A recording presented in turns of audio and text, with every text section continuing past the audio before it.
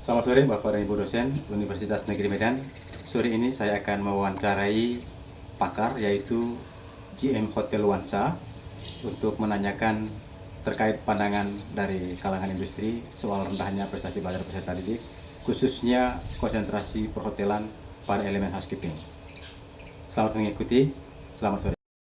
Balik, selamat siang. Selamat siang Pak Maksi. Senang sekali bisa ketemu dengan Balik. Gimana kabar Balik? Siap, sehat Pak.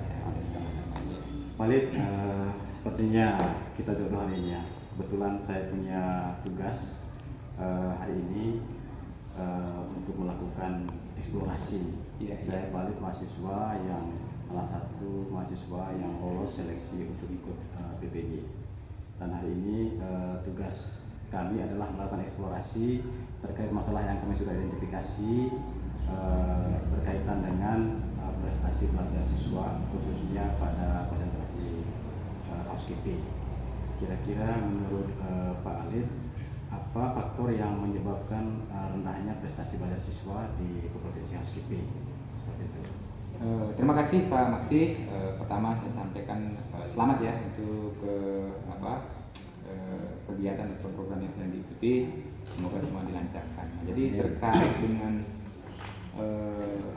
tema ataupun topik di mana prestasi belajar siswa khususnya pada bidang housekeeping itu rata-rata rendah. Kira-kira kenapa gitu ya? Tentunya ini ada beberapa perspektif dari berbagai pakar yang lain juga, mungkin bisa kajian-kajian akademis dan seterusnya dan penelitian.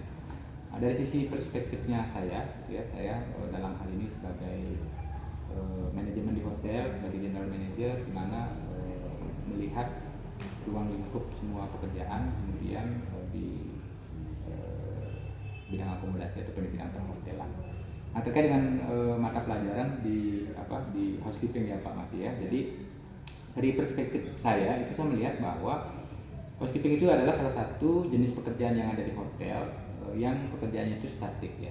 Nah, yang dimana pekerjaan itu diterjemahkan ke dalam akademisi dalam bentuk ilmu pengetahuan, buku, kemudian proses belajar mengajar dan seterusnya. Nah, proses yang statik ini jadi memang lebih skopnya sebenarnya housekeeping adalah departemen yang sangat besar, kan, tetapi skop daripada pekerjaannya itu tidak begitu banyak. Dalam artian itu adalah tipe ataupun jenis pekerjaannya. Tapi dia yang luas itu adalah area coverage, areanya yang luas. Tapi jenis dan tipe pekerjaannya itu tidak banyak. Jadi lebih banyak di dalam room, kemudian in room dan kebersihan. Nah, sehingga kalau dari sisi perspektif saya ini kemungkinan bagaimana penyampaian dan cara pengolahan materi penyampaian proses belajar mengajar tentang housekeeping itu memang harus dibuat berbeda Pak. Nah, sehingga peserta didik itu tidak bosan monoton. Jadi kemarin membicarakan tentang cara-cara pembersihan, alat-alat kebersihan. Hari ini masih membicarakan hanya sampai di situ. Jadi alat-alat kebersihan dan cara-cara pembersihan, sehingga kalau dari sisi saya lihatnya mungkin anak-anak sudah ini sudah di luar kepala, gampang menurut mereka. Nah, jadi pertama itu mereka sudah menganggapnya housekeeping itu adalah sesuatu yang mudah. Nah, ya, kemudian making bed semua penjelasan dalam waktu hanya mungkin beberapa kali pertemuan membuat mereka itu sudah bisa membayangkan langsung bahwa itu mudah. Nah, sehingga menurunkan mereka punya motivasi belajarnya, kemudian tidak belajar secara lebih terperinci dan secara terus. Nah, nanti pada saat dilakukan ujian, tes baik itu secara ujian materi maupun ujian praktek, ternyata memang hasilnya jauh dan di luar ekspektasi mereka. Jadi mereka baru akan terkejut di situ, ternyata kan secara akademis itu memang dibuat standar. Ya, semua pertanyaan sudah disusun sesuai dengan klasifikasinya di bidang housekeeping, dari yang paling rinci, yang paling sederhana sampai yang paling rinci, yang paling lengkap. Itu saya kira itu salah satu faktornya Pak yang menyebabkan rata-rata prestasi belajar di bidang housekeeping itu turun begitu. Berarti bagaimana peserta didik itu menganggap pembelajaran housekeeping itu adalah sesuatu yang gampang, yang mudah. Ternyata ketika dites, jadi apa yang tadi mereka anggap itu gampang ternyata sulit. Iya, betul. Dan itu yang Pak Alif lihat ya. Betul Pak. Kenyataan yang terjadi di industri. Iya. Oke. Mungkin selain itu Pak Alif, apalagi kira-kira selain asumsi mereka terhadap pembelajaran itu gampang, Mungkin ada faktor lain lagi. Faktor yang berikutnya mungkin salah satunya adalah di dalam hal passion ya. Passion. Jadi saya melihat begini ya Pak ya, banyak sekali kadang-kadang passion di bagian housekeeping itu sangat rendah ya passionnya. Gitu. Jadi kebanyakan memang beberapa jurusan-jurusan favorit lah kalau kita sampaikan ya di sekolah itu biasanya jurusan favorit mereka itu ya front office gitu ya. Jadi di mana mereka membayangkan bagaimana akan berinteraksi dengan tamu karena secara umum mereka mendapat dulu nih gambarannya nih kalau di bagian front office nanti akan lebih banyak berinteraksi dengan tamu, penampilannya begini dan seterusnya kan begitu. Itu satu faktor daya tarik pertama. Kemudian yang kedua di bidang kulinerinya baik di depan maupun belakang di F&B-nya. Itu juga di situ deskripsikan bagaimana nanti seni dalam hal pembuatan makanan, minuman, seni pelayanan. Terus yang berikutnya juga memiliki skop jangkauan yang lebih luas, samping hotel, bisa restoran. Nah, itu. Housekeeping selalu biasanya itu menjadi pilihan ketiga. Nah itu yang menjadi salah satu faktor sehingga pada saat setelah pemilihan jurusan, ketika jurusan favorit 1, 2 sudah terisi penuh, mau tidak mau mereka akhirnya lari ke favorit 3 ini.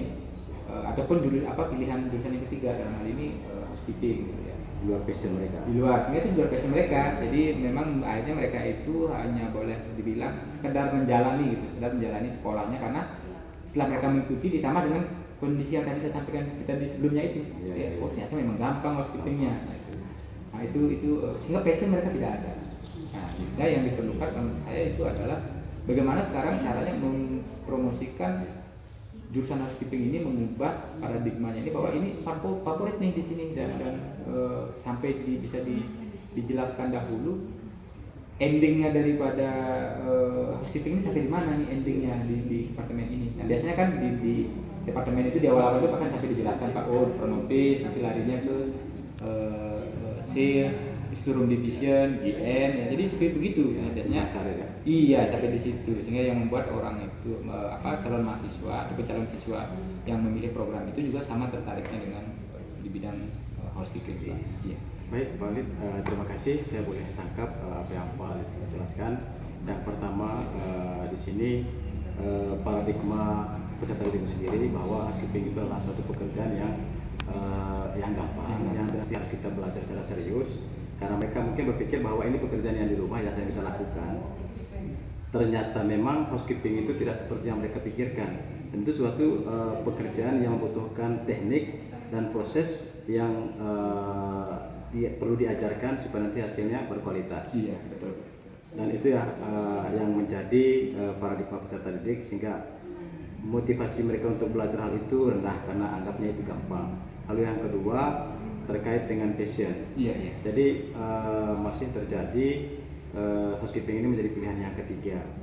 Nah karena pilihan ketiga dasarnya tadi adalah paradigma mereka bahwa itu gampang sehingga mereka lalai dalam hal belajar. Dan yang berikut untuk gurunya perlu menjelaskan tentang jenjang karir di dunia perhotelan itu seperti itu, startnya dari housekeeping dan baru nanti akan meningkat, akan dipromosikan. So, kalau tidak sadar dari situ, dia tidak akan tahu pekerjaan di bawah seperti apa. Betul. Kurang lebih seperti itu Pak Walid ya? Iya. Baik Pak Walid, terima kasih untuk waktunya hari ini. Sukses selalu Pak Walid. Terima kasih Pak Maksi, sama sukses juga ya. Ya, Siap. amin. Terima kasih.